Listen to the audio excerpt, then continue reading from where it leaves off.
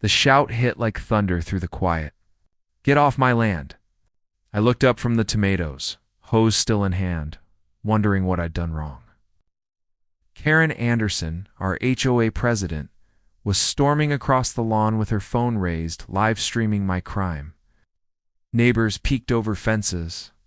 Phones pointed my way. Why would I trespass on the land I pay for? I kept my voice low.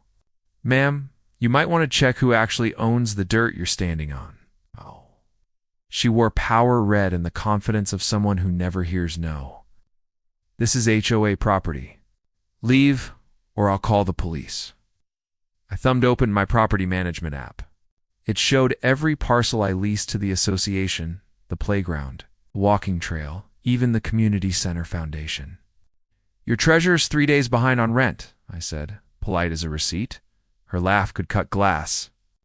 "We don't pay you a dime. Check your records," I said. 5 years, same date every month. What spreads faster in a neighborhood, truth or gossip? She swung the phone toward me like a badge. "Say your name for the live stream." "It's Jake Patterson," I said. "The landlord for your common grounds." Gasps. One neighbor booed. Another filmed. I just coiled the hose. Some fights don't need volume. They need paperwork. By noon, my phone was melting. Vendors panicked. Clients called UT. Even my ex-wife asked if I was stealing homes. That one stung. My little girl saw the clip online and asked if her dad was in trouble. How do you defend your name when the lie trends faster than facts? At 1:17 p.m., an unknown number buzzed. "Jake, it's Robert, the treasurer. We need to talk." "Not here. We met at Sunrise Coffee." He looked pale as chalk. "She told me to split your payment. Call it landscaping, admin fees, whatever keeps the board quiet." He slid me a folder. 5 years of transfers to my company. I turned my phone around. "That's the lease. Signed, sealed, renewed." Robert's hand shook. "We never voted on this." Then came the text messages. Termination clauses, clean title. "Keep paying until I say." That's when it clicked. Karen wanted to sell the land. But first she needed to erase the lease that proved it wasn't hers to sell. "Call an emergency meeting," I told him. "Be the one who shines the light." He nodded like a man walking toward thunder. Next day, the parking lot overflowed. News vans. Neighbor signs. Inside. Karen stood at the front in a navy suit with a smile sharp enough to cut. Slide 1, a lease agreement that looked like a ransom note, mismatched fonts. "How warp stamps?" "This," she announced, "is a forged document used by a scammer." Crowd gasps. Cameras flash. Can a fake ever outshine a fact? I rose, but Robert's small shake of the head stopped me. He stood instead. "That document isn't real. This one is." He handed the authentic lease to the board. Karen's voice rose. "He's been manipulated." She flipped to bank statements showing smaller payments to a copycat company. The secretary frowned. "If we only pay $2,500, why does our budget list $8,500 each month?" Karen blinked. "Other admin costs." "Then why wouldn't you show us the breakdown?" The secretary pressed. Tension thickened. Karen lashed out, accused the secretary of expense irregularities. Wrong move. The secretary was a retired librarian. She'd never padded a receipt in her life. Robert connected his phone to the projector. The texts appeared in 10-inch letters. "Wait for my instruction. Clean title, end lease."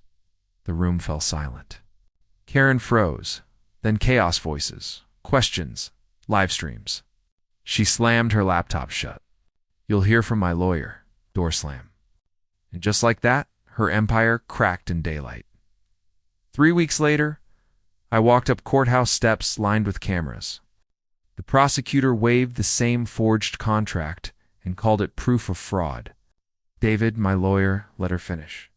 Then he rolled the HOA meeting footage. Karen's own words filled the courtroom. Clean title. Tenants forever. Truth doesn't shout, it replays. Robert took the stand. HOA.com now. He explained the hidden ledgers and the consulting fees sent to Community Development Solutions, a shell under her former employer.